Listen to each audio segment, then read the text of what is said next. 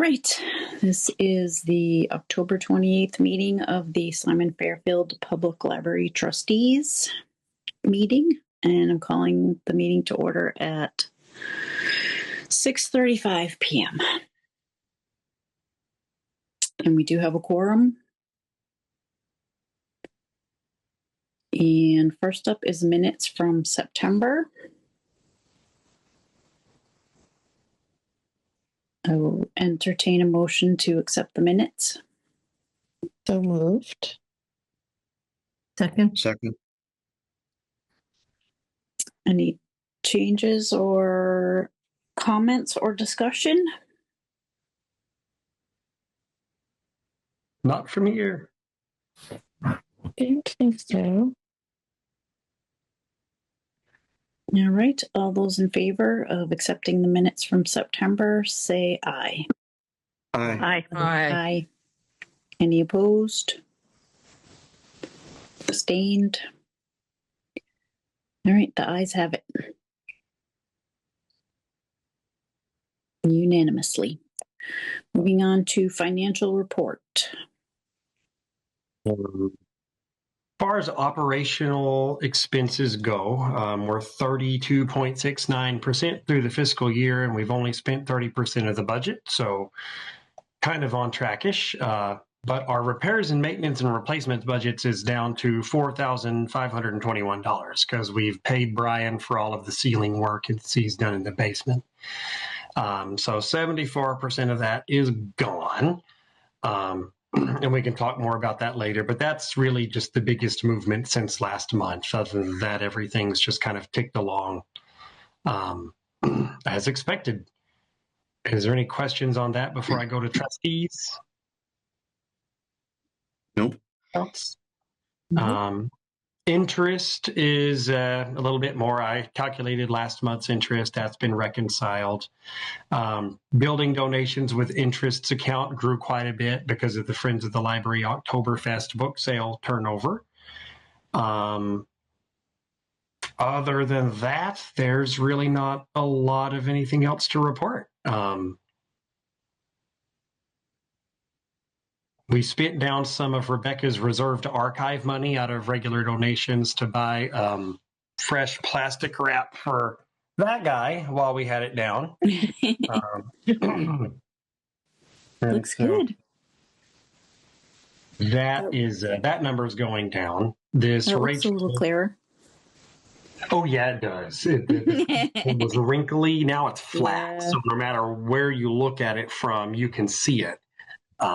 And she's keeping it down here long enough to see if we can get like a better professional style preservation thing done. She's working with the Historical Society to see if there's grants available for that. That's why we haven't hung it back upstairs yet, because I figure we'll just keep it down here until that's done. And then we'll borrow the big ladder from Highway again. But her presentation was pretty awesome and well received. Yes, it was. That was quite fascinating. Yeah, and so just as a summary of a cap to summarize everything together, capital funds have surpassed $275,000 last meeting. Now they're up to $277,000. Unrestricted funds almost $45,000.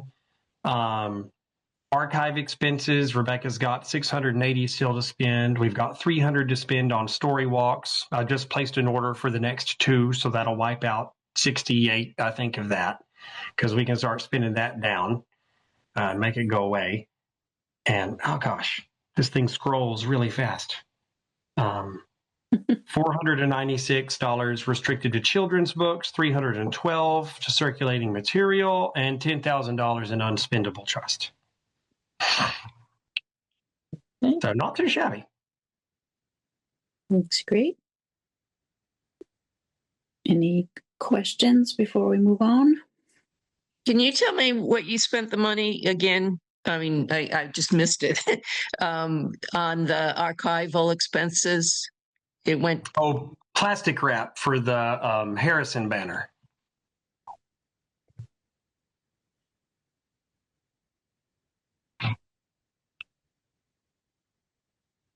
right. Anything else? All right. Director's report. So this is very abbreviated from my usual, like page-long list of circulation report, mostly because of this. It's not typing and copying, pasting, still not my forte, but we've had a lot on our plate last week with illness, over the weekend with Museum on Main Street wrapping up, this week with Friends of the Library auction. So I just did a quick and dirty one this week or this month. Some circulation for September 2025 was not great. It was not terrible, but it was not great. I feel like if we had actually had any new books come in the last month, our book number would have been on par with last year. But since we haven't had any new books other than the oddballs I bought on Amazon now since our last meeting, circulation for books is going down.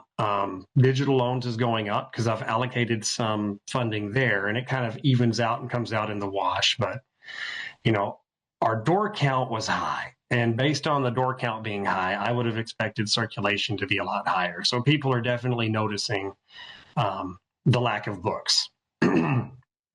Website visitors and views always gets a bump during the Friends of the Library auction because people are spamming the Friends page to log into Octria. We had 481 Douglas Ways and 167 Douglas Mills open. So those numbers continue to kind of be stabilizing and creeping up like one or two a month. As far as director's report, outside of numbers. Wait a minute. Oh, yep. Go back to that. Yes, the door count. You were saying it was high, but wouldn't that be something to do with Oktoberfest too? October is not in this number because this is for September. Oh, okay. Yeah, so this is September's door count. October's door count is going to be crazy. Because we had more people visit in Oktoberfest than we typically have in a typical month. Our Oktoberfest door count by itself was about this number, this 1,800 number.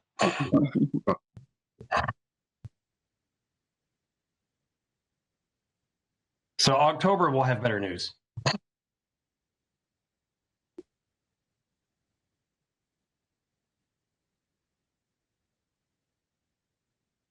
All right, on to director's report. We've been busy. We've just been really, really busy this season. Yeah.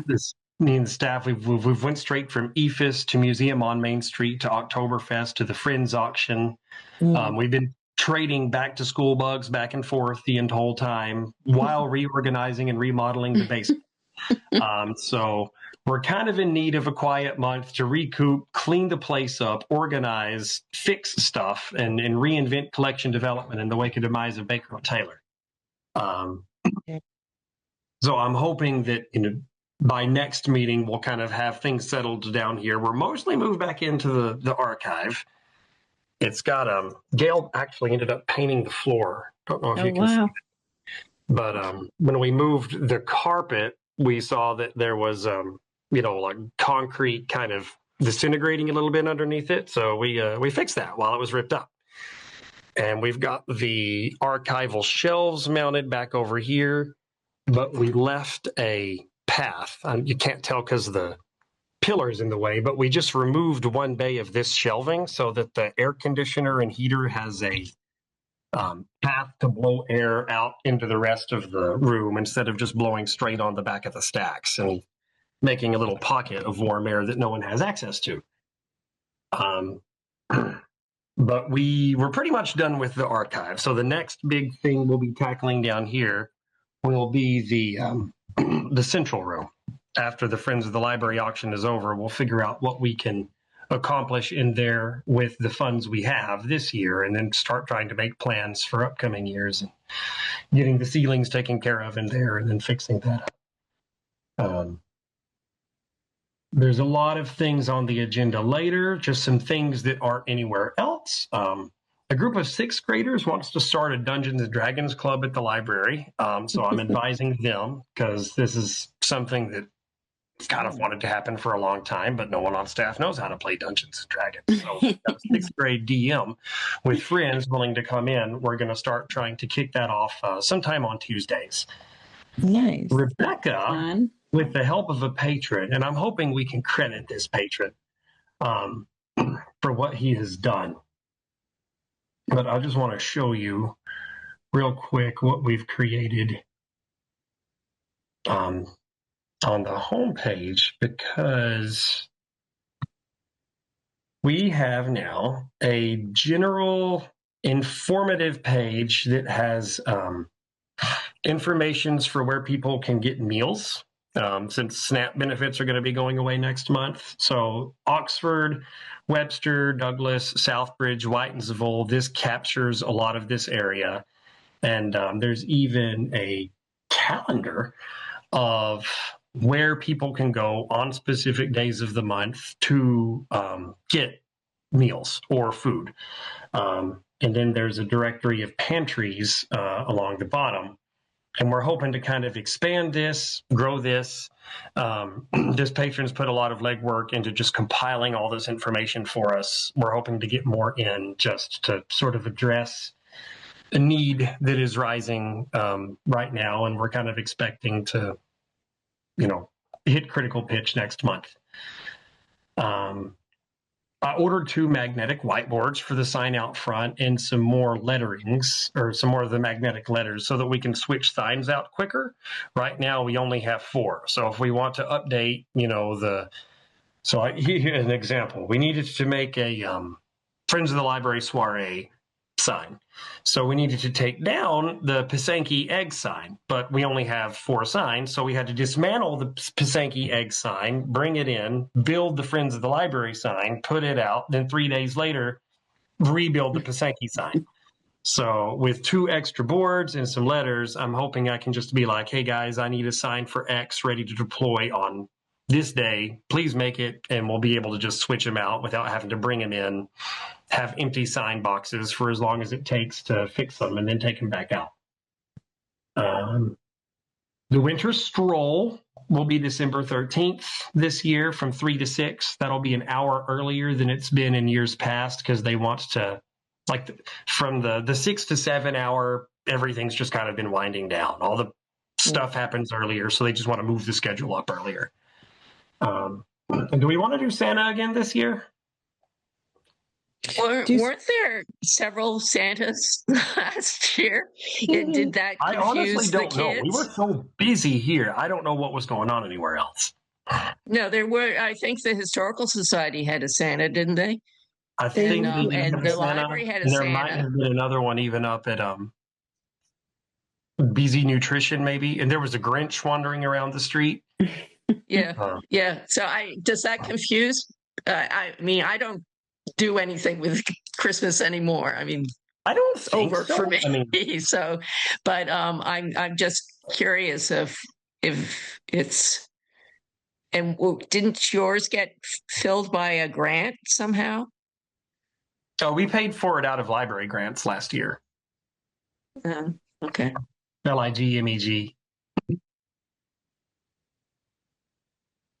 But yeah, that's coming up. If we want to do Santa again, we can. If we don't have to, and we'll just do something else. Because no matter what we do, we're going to have a packed house, and it's going to be crazy. Yeah. And Pete the Cat is on the common. If you want to go see Pete the Cat, he's our scarecrow. I think it's number 34. If you want to vote for us in the competition. But we did get a scarecrow up for the common this year. That was fun. Awesome. That's cool. Amongst everything else. Good job. I know. You guys really have been busy. I had a question earlier, but I can't see where it was. Directors. Oh, Baker and Taylor. Who are you using now for book ordering?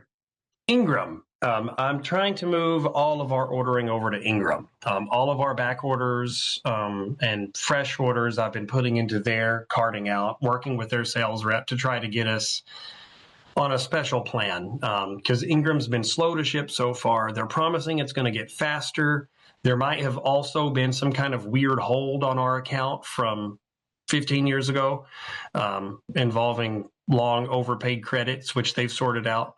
But there's one of the reasons that Ingram takes so long to ship is because a lot of people have them do their cataloging and the processing and the stickering before they send them out. We don't do that. We just buy the raw books and then we cover them and process them the way we want. And there's a separate pipeline that you can get into, which I'm trying to. Right now, we have like a regular Ingram account, so we're with everyone else submitting orders. But if you get into the Ingram Express system, that's just for the people who do not want any cataloging, any spine labeling, any barcoding, any plasticking or processing. So we got that sorted out Thursday.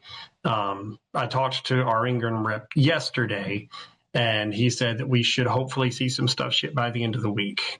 So I'm anticipating we're going to have like a tsunami of like 438 new books come in like a week or two, and then things will kind of go back to normal.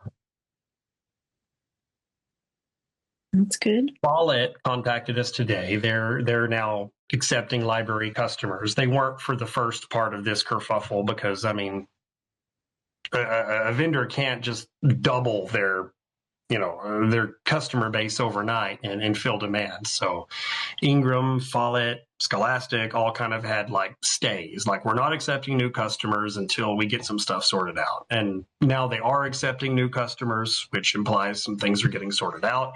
I still want to try to keep as much of our ordering with Ingram as I can as possible, because it has the added benefit of, if I go to order a book, I don't have to go to the catalog to see if we've already have a copy on order or look at another vendor. I can just look at it all in one spot and say, we've either ordered this or we haven't. And their discounts are also the best at this point. So they've been a little bit slow, but I haven't like pulled the trigger on jumping to Amazon or anything like that. And I think that it'll pay off in a couple weeks.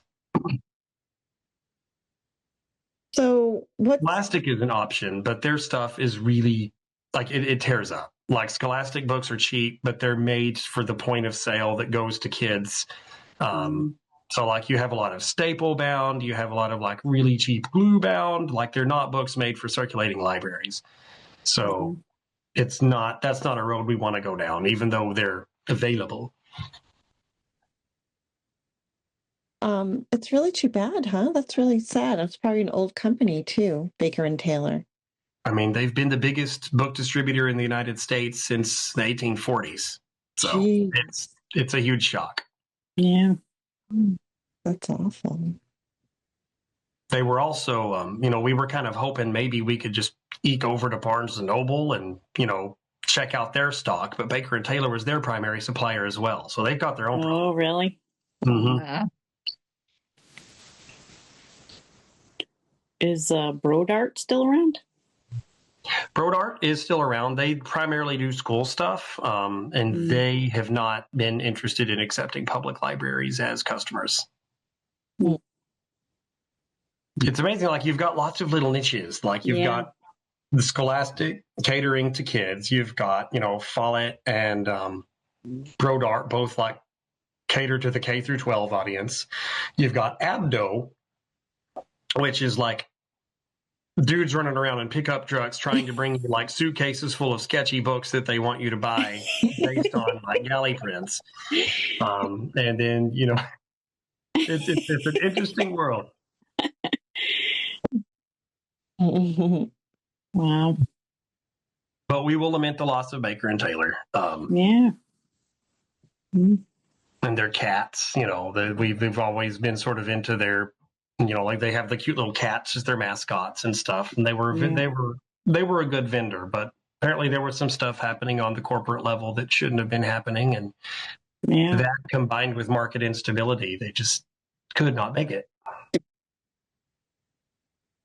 Right now, I'm sitting on all of our invoices and not paying them because they have content credit. Because we were also scanning books to send back for the content credit programs that we can buy new stuff. And If they don't want to issue my content credit, I'm not going to pay the invoices. We can play that game for a while, because I want to make sure that the accounts are squared away, and they're, as they wrap up operations, I don't really want to give them anything that we don't have to. So I want to get our content credit sorted out first, apply that to any outstanding invoices we can, then pay any outstanding balances that are left.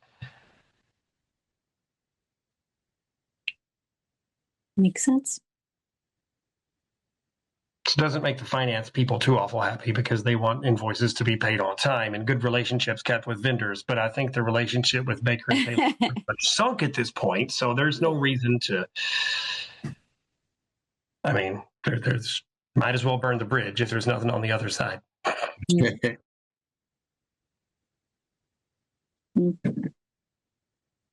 Does that answer your question, Ellie? I'm sorry.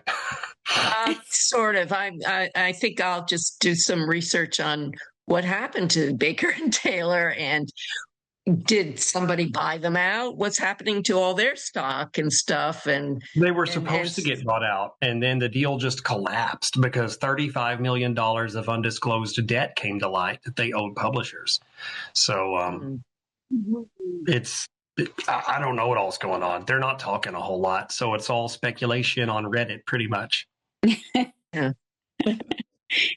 So that should be interesting. Interesting is one word for it. Mhm. Fun is another.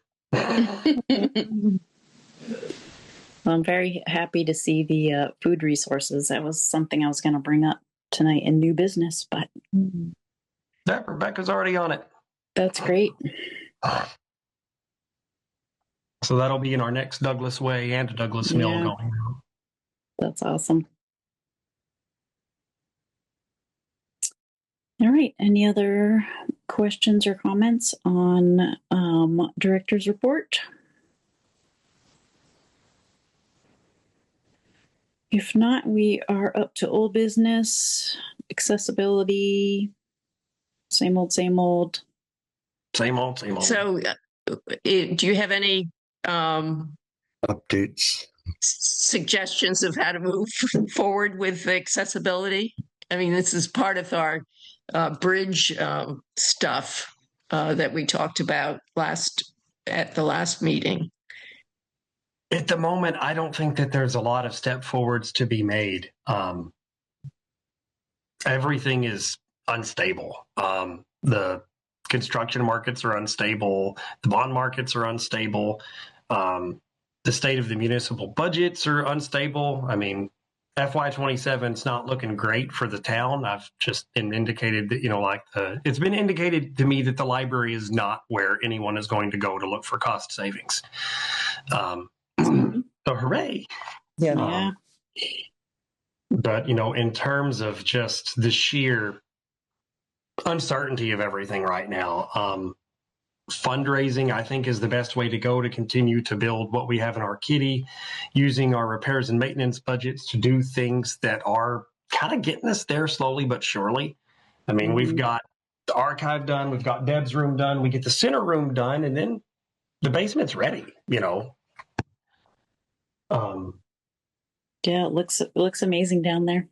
If we're able to keep this, budget increase over the next few years, where we actually have a robust repairs maintenance budget to spend every year, I think that we can do things, like another thing I want to have Brian quote out is replacing the fire door with something that's openable from the outside, so that if a patron wants to come up the fire steps and come in the door and there's not anything going on in the, if we can move the train table or something somewhere else, then they could do that. Then wouldn't have to walk around the whole bloody building. From there, maybe it would be possible to dig out and connect that with some kind of external lift to the basement. I mean, I think we're kind of on the right path, making the internals of the building ready for a way to connect them. But in terms of getting a big thing happening right now, even the mini split estimate, they said this estimate is valid for one day. and then they have to redo the estimate, and they'll have to do it before they sign it because, I mean, the cost of materials is just, which screen is looking at me? Which camera? Like it's, you can't track the cost of anything right now. And, you know, what costs you can track are just skyrocketing out of control. So it's kind of a good time to sit back and wait. Yep. Been doing that for almost 30 years. I know. The issue has been lack of funding. Now the issue is that the world's falling apart. Yep. But I'm hoping stable times are ahead, and whenever they happen, we'll have We'll be the ready. ability to pounce.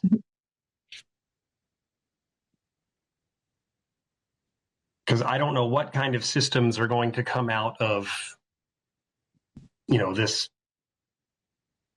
period that we're living in for library renovation and reconstruction. But, you know, if trends continue, it will probably look something more like what we want rather than something like what the MPLC currently does.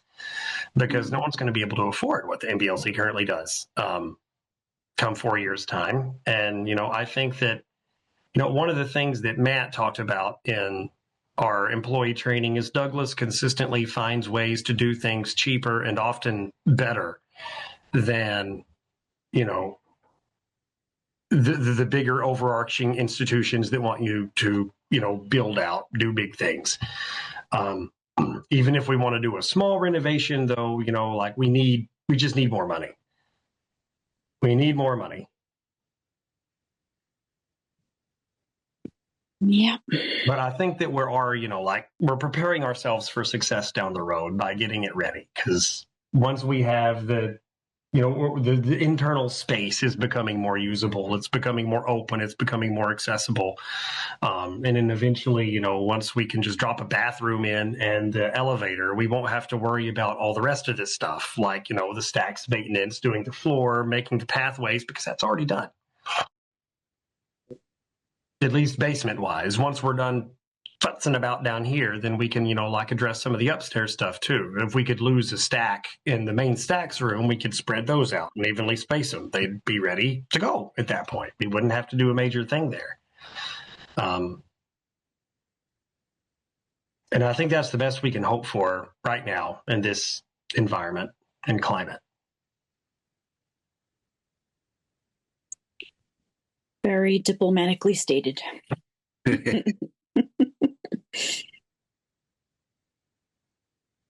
Any other comments on that?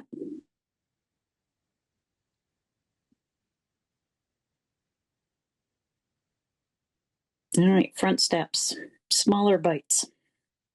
The Boy Scouts are willing to take the front steps on, but for some reason they are really interested in doing the attic clean out first. And that might just be like a preference of the boys or troop or something. I have had trouble connecting to Ben's Rubbish because I want to reach out to them, see if they'll donate a dumpster. And then we can get the Boy Scouts in to take care of like the old wood. Like there's old wood, old chairs. There's just a bunch of trash in the attic that we need to break up and pitch out the window. And then once they're done with that, they'll be more willing to address our front steps. All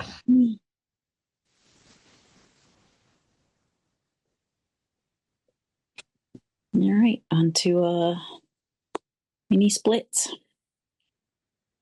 This is the biggie. Last month, I presented the $14,838 estimate to fix the refrigerant lines.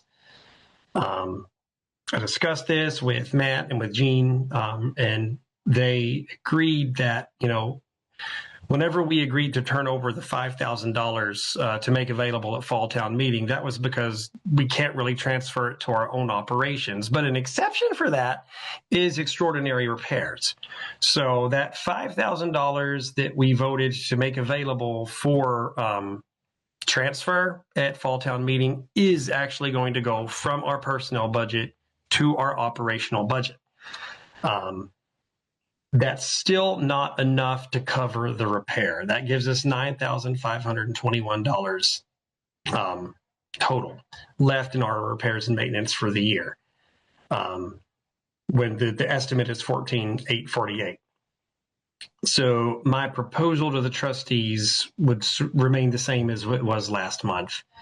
That I would suggest that we vote to fix the refrigerant lines out of the grant money, the grant fund, since there's $42,000 there. And then that will still give us $9,521 left to see us through this fiscal year projects, which we can definitely use to tackle other things. I could use it to put lights in the attic. I could use it to repair lights in the main stacks. The town IT administrator is willing to help me do some rewiring of the LAN network if we can buy the cables. We need seats.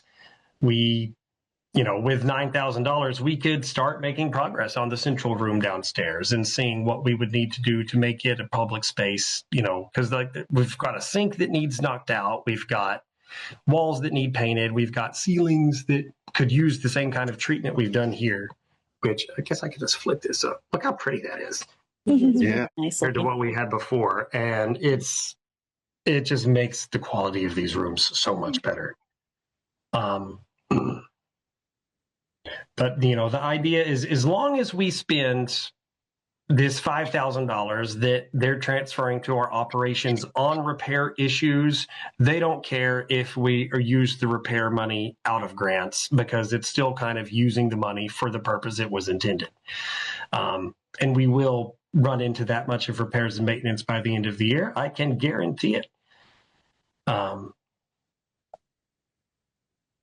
So I guess that's that. I would request the trustees vote to pay for it out of grants, and that's my suggestion. Do we So have that to would be- rescind our vote from last month then? Nope, that vote is still valid because we voted to make the money available for transfer, and it's available for transfer. They're just transferring it back to us. So that's on part of the town meeting warrant. Yep. It's one of those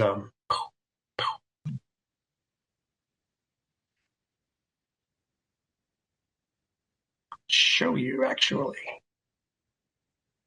Maybe I can show you.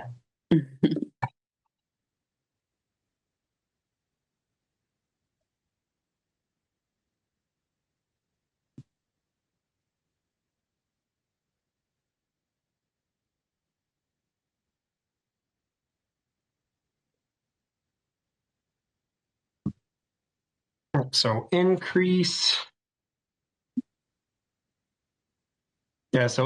library expenses to the tune of 5,000 and decrease library wages to the tune of 5,000. So it's just part of that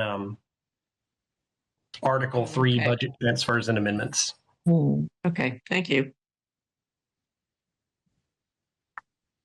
So basically, if we cover the repair out of grants, they will transfer $5,000 to our operations to kind of just help defray the cost.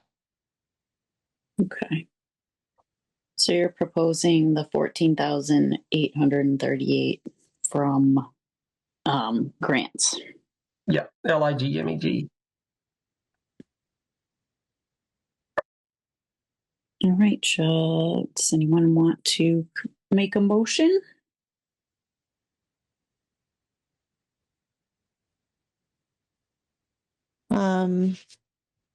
Yes, move to, I just don't know how to word it.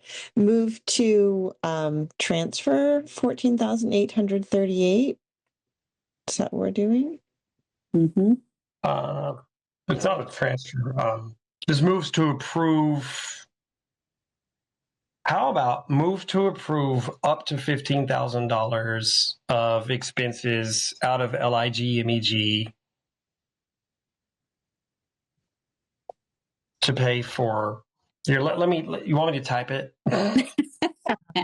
Yeah, that would be helpful because I got to put it in the minutes stuff.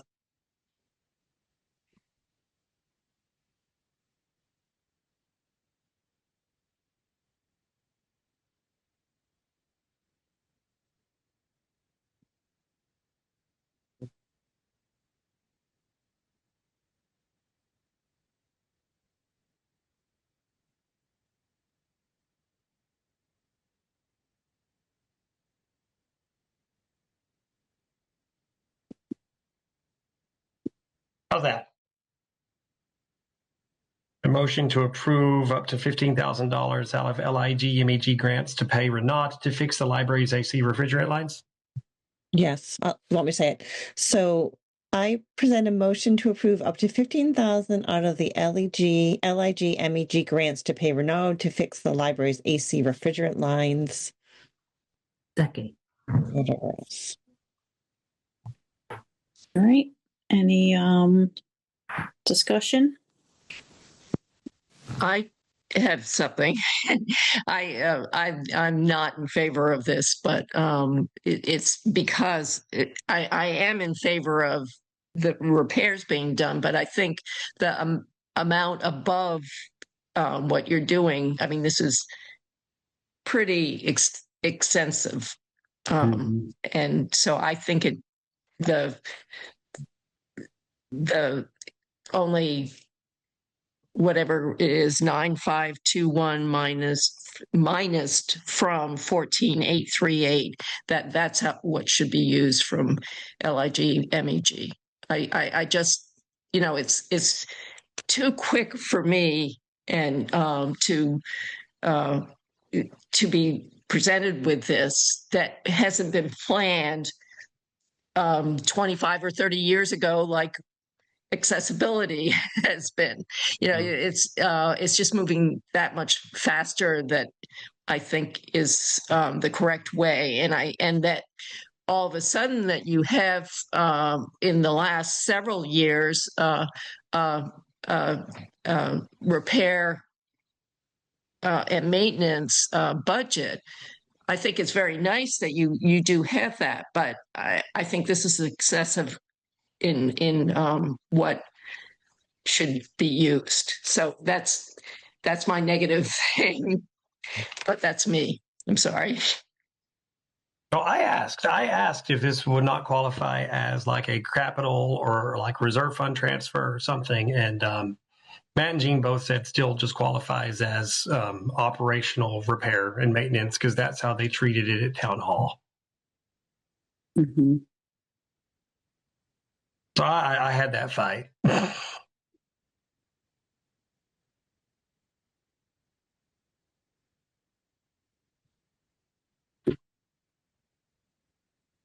Any other comments?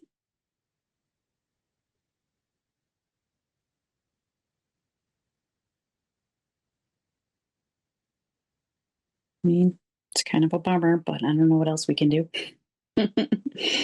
Well, we'll be a lot more energy efficient once it's done. Yeah.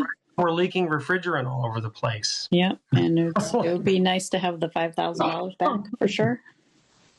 Yep.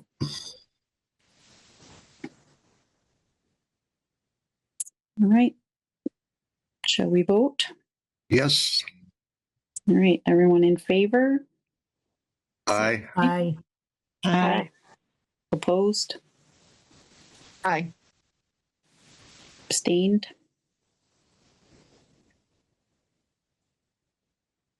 All right. Motion passes. So it's 5 yes, 5 to 1 1. no, right? Yes. It's one nay.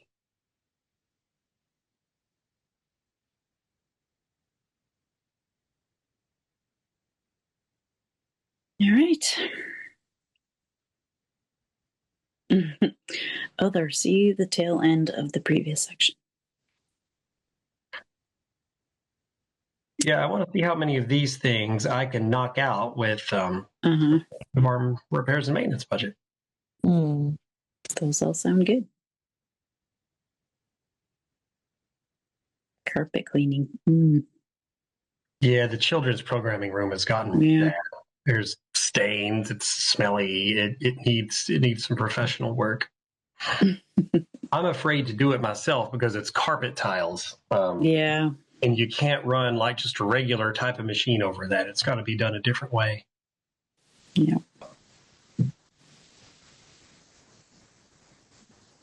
All right. Moving on to grants. Capital campaign. 277, 489.53. Nice. And the Friends of the Library auction earnings will be rolling into this before next month. So we'll Sweet. ought to end the year at a pretty nice number. Awesome. All right, nothing for other grants. On to Friends. Oktoberfest. It seems like a long time Oktoberfest. ago already. I know. Yeah. I think Justin has the numbers for Oktoberfest, don't you? Do you have the final tally for Oktoberfest? Because I was looking for them today and I could not find it. Oh, I gave it, it was more than what you had because I took the money that was in the little box on the front desk as well, which was, I don't know, a couple of dollars, something like that was in there. But it came out, and I gave you the check and everything. This is when you were ill, probably. I don't know. Was the check you gave me for the amount that we raised, or was that extra stuff? What? Like the check you gave me, was that just for the Friends of the Library book sale? Yeah, let me get my purse. Well, I can look real quick. I've got this. I have this. Give me 2 seconds.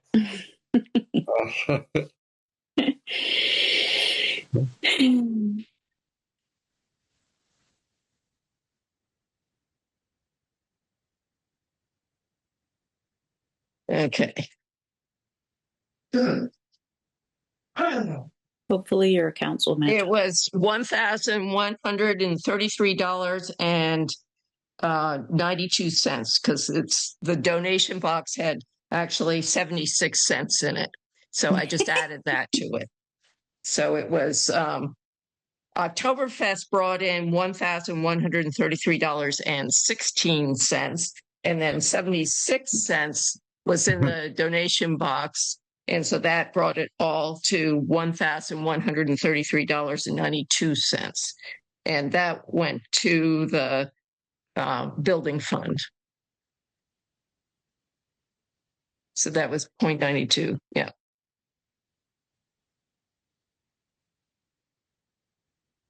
Nice. And the auction, it seems like, I mean, people are generous. They'll give more money than what the ones paying cash.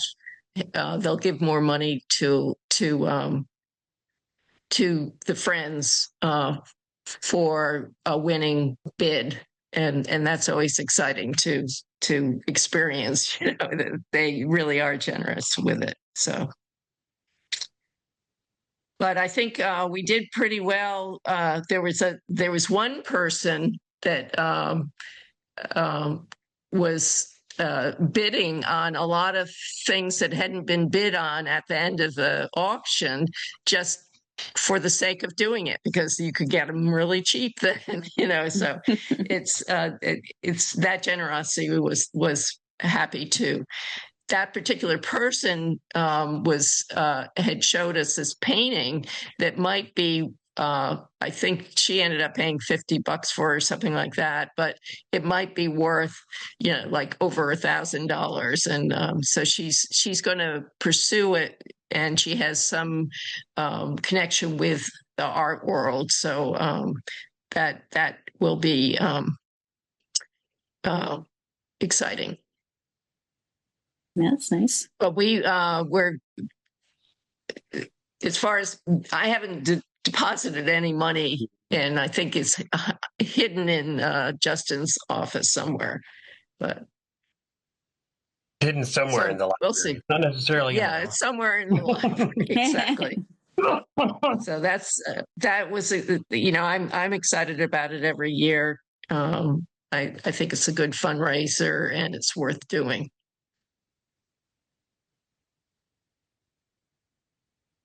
That's yeah, amazing. The 6,042 in high bids does not include what businesses donated before, right? So we still have to add all that together. So I think, yeah, I don't know. We'll find out. Yeah. Awesome. After Saturday, I we'll be able to do some more math. Yeah, I probably won't be going to the bank until a week from yesterday, because our last pickup time is on Saturday, and then usually there's a couple of dribbles after that too. So we won't have a complete total until I don't know, in a few weeks. So I'll let everybody know. I'll let the trustees know, the friends know, and Justin know. Hopefully it's not a few weeks. I'm going to contact these stragglers and try to get the stuff out of here because, like, I really want to play with this room. I actually didn't get a notification telling me how and when to pick up. Dawn didn't either. Oh, I don't know. Oh, Maybe there's some issue. Well, I couldn't find it, and then Justin did find it, or that it wasn't saved permanently or something like that. So the pickup times were this past Monday, yesterday, tomorrow, and Saturday. Okay. And so tomorrow it's at between 6 and 7, and Saturday, I don't know. It would be on the website.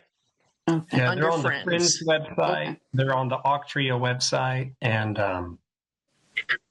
they were supposed to go out in an email to everybody who won stuff, but apparently that just didn't work this year. Yeah. I didn't So have Saturday is 10 Okay. to noon. Okay. That is really messed up. 1:10 a.m. to noon. That's Hmm. No, it says 10 a.m. to noon. on the Friends website. Oh, It no. says 1:10 a.m. to noon. It's going to go Yeah, on my it does. to-do list. And it's on November 1st. So that's what it says. Oh, you're right. I'm just looking at it.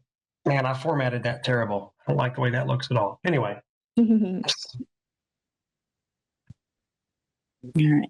I'll be here from 9 to 1. So take care of stragglers and then get the sheets sorted out. Because right now I think we're tracking who's paid and who's picked up on like 3 or 4 different.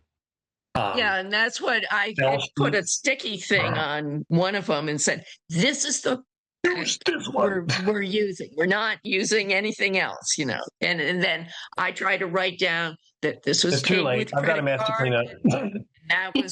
That's being paid with a cash, and that's being paid with checks. You know, so it's that is more logical to me. Mm-hmm. The checks and the cash will be easy to sort out, or the checks and the credit cards. But going into Octree and checking out people based on the cash donations in these spreadsheets is going to be a fun Thursday. Yeah, because she said, I like to round up. And so her price of all the stuff that she bought was $162. So she upped it by $20 to $180. This is the way everybody should think. Mm-hmm. I don't, but I got my baseball. I got the EFIS baseball. Every year I won whatever Sarah Guimond has made. Just sort of keeping it on a shelf in here in the archive. And so That's no one good. I was bidding on that, but I wasn't. I was outpriced. by Justin. You can borrow it if you want to. I was going to donate it to the library to this place. I'll come see it. It'll be here. All right. Great job, you guys. That's impressive. Just the idea of doing that makes me want to run and hide. So that's kudos to you. All right. On to federal and state funding. So this, I guess this makes sense to put here. I didn't know where to put this in the agenda, and I didn't have anything else to put here. So because of state or federal grants affecting funding for libraries and networks. CWMRS is trying to get libraries to adopt SIPA filtering and apply for federal E-rate funding to help defray the cost of internet services. So it's one of those things that if we do, we won't save any money, but CWMRS would save a lot of money. For a long time, we have regarded internet filtering as anathema to everything we believe in as a field when it comes to freedom of information and access. And especially in the post 9/11 era, we did a lot of, we're not filtering things, we're leaving the computers alone.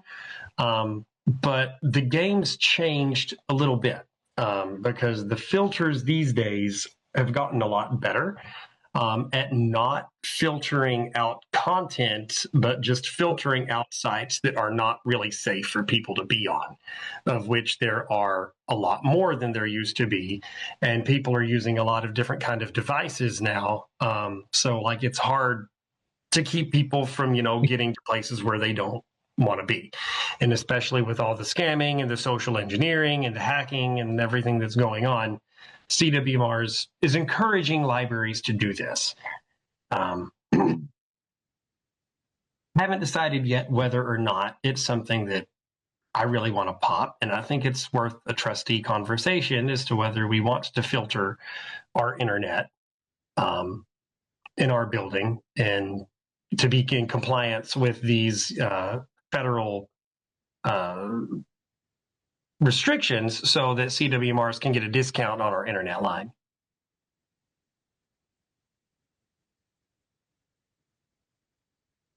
I mean, I guess I'm okay with it. I mean, I used to not be okay with it, but that was back whenever, the SIPA filtering was trying to accomplish something very different. Mhm. And, we still don't want people, watching porn in the library, and SIPA would stop that. Of course, it doesn't happen now already.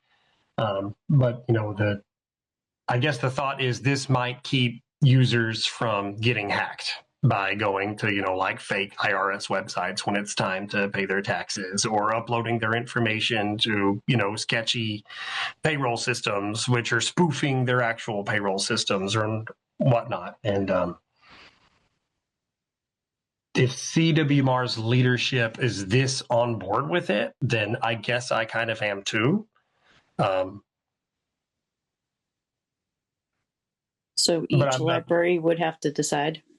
Yeah, every library has to decide on its own. So like every board has to decide on its own. So like if we wanted to adopt SIPA filtering, if y'all wanted me to poke this process and see what it would take to install the filters and become an E-rate compliant library, we can do it.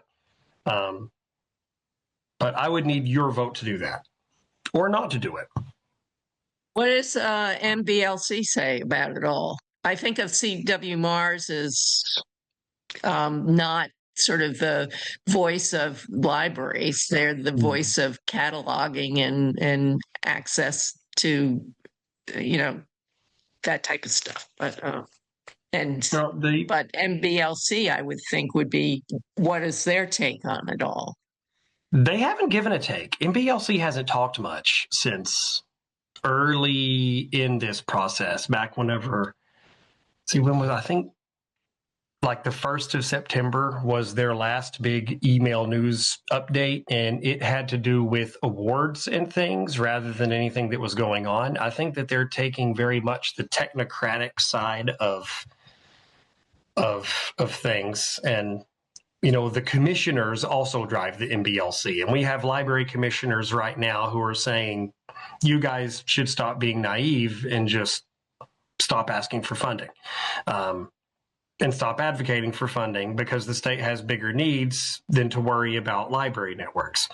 And if that's where the library commissioners are and that's where the MBLC is, then CWMRS kind of is now the big voice of libraries. Wow. Is one of we're the biggest geographical consortium. Yeah. And, like a lot of the advocacy that we're having to do, with the MHEC and, with vendors is coming from networks now. It's not so much coming from the MBLC. I don't know if they're busy with their own contingency planning and trying to figure out what's going on. I know there's some political pressure as well, because they are like they work at the behest of the commissioners. And, like right now, there's some questions as to whether all the commissioners are really operating in good faith as supporting libraries. But, they've had some big budget cuts. The IMLS did not fund them nearly at the level they were funded at, and they have yet to announce what they're dropping in FY27. So nobody really knows what's going on at the MBLC right now. I would just sit on it for a little bit longer. This is the first I've sitting heard on of it. this. See how other libraries are dealing with it, and then make a more permanent decision. But it's the first I've heard of it, and I'm just not ready to vote on it. But that's me. Big libraries are kind of jumping on board because they see cost savings opportunities and are like, "Yay!" Most of the littler libraries, like our size, are kind of shrugging because most of the directors don't have this degree of technical acumen, and CWMR says, "Can you do this internet service filtering thing?" And a lot of library staff are like, and so nothing happens. So we're the longer we wait, the easier they may make the process. So yeah, if there's no big rush at this point, I wouldn't mind doing some more research first. So we could table this until like FY29. Sounds good. Yes. It's one of those things I just hate thinking about. I hate thinking about filtering public broadband. Yeah, it's creepy. It is. But, we've reached a level where the internet is a very scary place and it's hard to keep people safe from themselves. But I kind of feel like we're doing a good job of that without SIPA filtering. We're not such a big library that we have tons of unattended patrons using the computers in corners. People are always asking us for help, so we know what they're doing.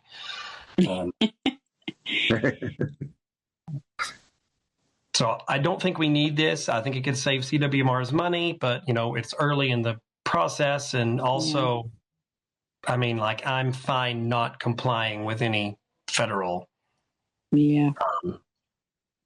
mandates at this point. And if the filtering software, they say that it is safe, that it is not intrusive on privacy, but they say a lot of things.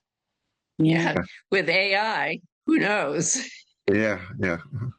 Right. AI Mageddon, that's the term everybody's using right now. Ooh, I like Trying to figure out how to future-proof jobs against, either the greatest revolution in the history of the global workforce or the biggest bubble. Remains to be seen. All right, so we'll table that for now. Yep. All right, Museum on Main Street. Wow, you guys really were busy. This is another thing we're kind of waiting on an after-action report from, because the Historical Society will be writing the big one. But as far as the library was concerned, it was pretty successful. We collected 437 ballots for the stuffy election. So we beat almost all of the annual town elections that didn't happen in presidential years. We definitely beat town meetings.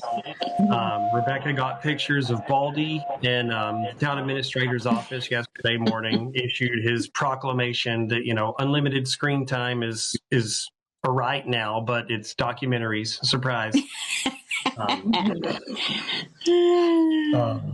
Sneaky. We only had to cancel one of the programs that was related to Museum on Main Street. Deb's story times were all filled up. They did a lot of cool things like making flags. They made floats for candidates. They did some really cool crafts. Everybody seems to just have had a lot of fun with the election.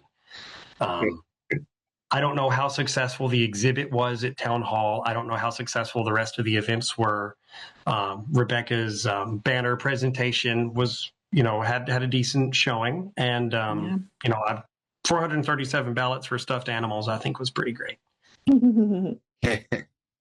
People were ready for it to be done, though, because kids wanted a story on the story walk. Oh, really?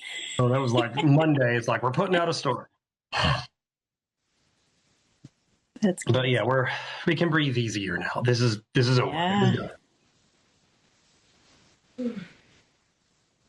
Great job, you guys. Thank you. All right. Other old business? Nothing listed. New business. Ooh, look at all this new business. New business. Security cameras. I sent an email about the security cameras with a proposal for buying some new hardware. Just forget about all that. What's going to happen tomorrow is the town IT is going to come. He's going to plug in a new NVR, network video recorder, because ours is toast. Fred came and kind of helped me look at the system and troubleshoot it. And between Dave and Fred Fontaine, Don's husband, because he does this kind of thing, we're going to plug in the NVR tomorrow and engage in some very scientific wiggling of wires and plugging in things to see what security cameras still work. Because right now, every time you turn on this system, a different cluster of cameras work, and then the rest of them show as offline. So I'm not sure which cameras are non-functional. Maybe they're all fine. And once we install the new NVR, we can plug them in. We can figure out if there's any compatibility issues and fix it. But basically, the town IT guy is going to come over tomorrow, and we're going to play with the system and try to bring it up to par. And then if we can't, I'll report back at next meeting. So is this, does this cost money? No, It's free. it's free. Free juggling. He has a free security system sitting at town hall because they upgraded some stuff. Okay. We have a broken security system. So he's going to bring it over. We're going to plug it in, connect all the cables to the cameras, see what we can make work. Okay. Cool. I'm hoping we can get some functionality out of some of it. What I really want is the external cameras. Having the external cameras is nice. I honestly don't give two farts about the internal cameras. They have solved zero problems in the last 9 years. They're only useful if you want to kind of be nosy into what was going on in a specific room at a specific time. And I think that there is a merit to not keeping recorded data about patron activity right now, that we don't have to. So if we're not able to get the internal cameras working, it won't break my heart. But the external cameras would be really nice to have because they point across the street, the main entrance, and in the parking lot. And the police ask us for information from those cameras quite a bit. We use information from those cameras quite a bit. So external good, internal, I mean, I don't know. I don't feel like in this environment, it's great to have internal security cameras in the library. So maybe we'll just leave those unplugged. That sounds like a good option to me. Yeah, I agree. All right, sounds good. Holiday closings. Holidays. I would like to propose or ask permission that we just close the library at 1 p.m. on Thanksgiving Eve, Christmas Eve, into New Year's Eve. Nobody comes after those times. Staff's kind of here twiddling their thumbs. We could have a holiday party or something, but everyone would kind of rather be other places, and it would be cost effective for the town to let them.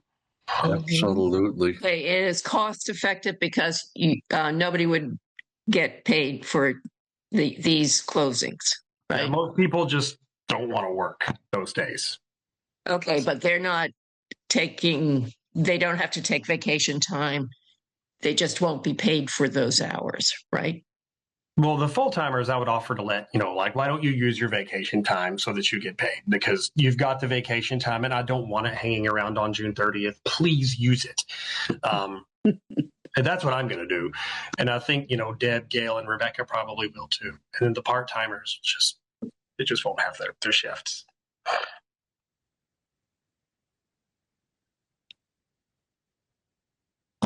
Yeah. So do we need to vote on it or? If you want to. I never know. I never know if we're supposed to be in charge of this. Our trustees supposed to be in charge of. Well, there's a Schedule. personnel bylaw, and in it lists all the holidays. And there's some holidays that aren't on it. I did look at it before this meeting, and like I can't remember the funny one that's celebrating everybody, I guess, later on. It's in the spring sometime. You take a holiday then, Like the which is Patriots not Evacuation Day, Memorial Day. Veterans Day, It's something not like that. Washington's birthday. It's something in between. And I can't remember what it's called. I'm getting old. Can't figure out what you mean. I don't remember. Massachusetts. You know State. what I'm talking about? It's I know. I mean, I know there's a Massachusetts state holiday that we celebrate that nobody else does. Oh, like yes, but Patriots it's not Day? that. This is a nationwide thing. It's new. It's a new holiday over the last Juneteenth? few years. Say what? Juneteenth. Yes, that's what. Indigenous.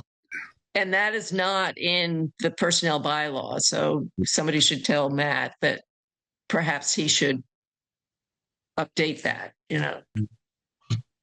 because I think the whole town takes that off. I mean, all the I think town. it's an observed state holiday now, so we all have to. Yeah, but it's not in the personnel bylaw. So just point that out to Matt. And I think he has ability to change it with the approval by the selectmen. So do we want to vote on this, or are we cool?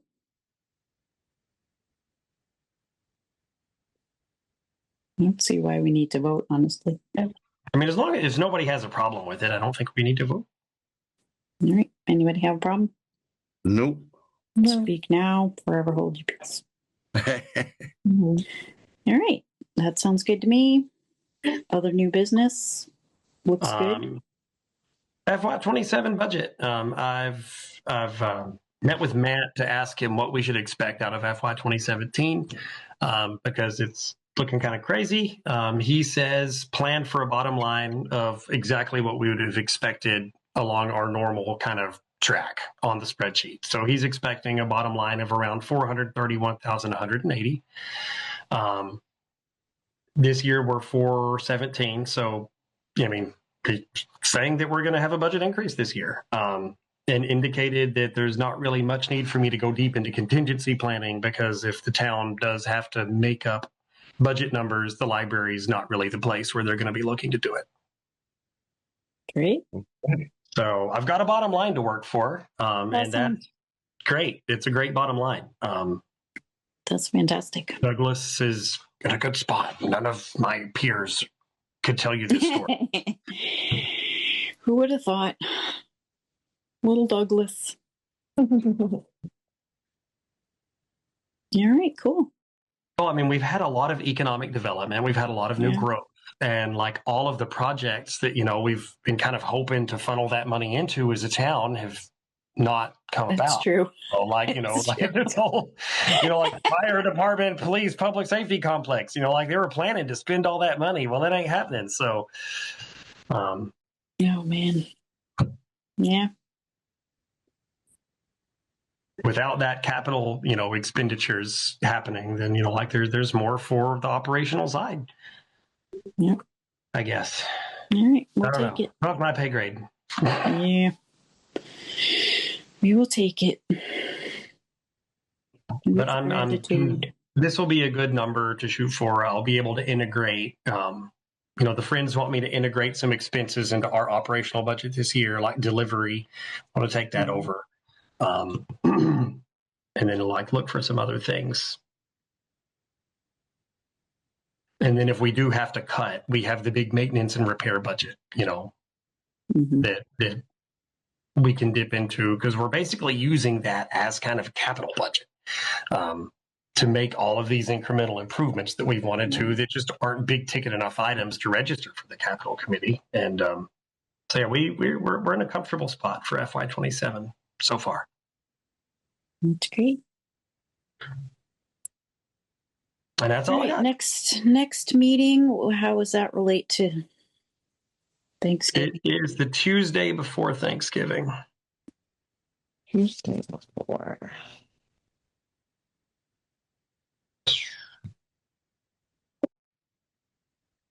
Okay for everybody? Yeah. Okay for me.